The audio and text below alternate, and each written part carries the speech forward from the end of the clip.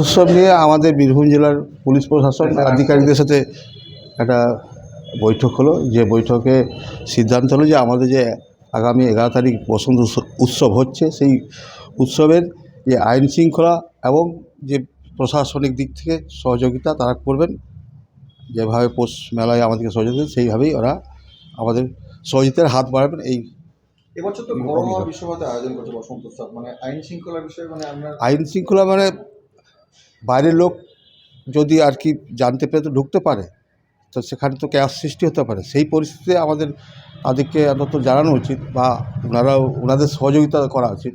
সেই হিসেবেই আমাদের বৈঠক। কারণ আমাদের ঘরানায় হচ্ছে সবই ঠিক আছে, বিশ্বভারতী ঘরানায়, কিন্তু বাইরের মানুষ যে আসবে না সেটা তো আমরা বলতে পারবো না। ওই সব কারণেই আমরা তাদের সহযোগিতা, নিরাপত্তার কথা রেখে এই এবছর পোশাক বিধি কিছু থাকছে। পোশাক বিধি বিশ্বভারতী যেটা ট্রেডিশনাল পোশাক বসন্ত উৎসবে থাকে সেটাই। আচ্ছা, এবারে কি রং খেলা হবে না?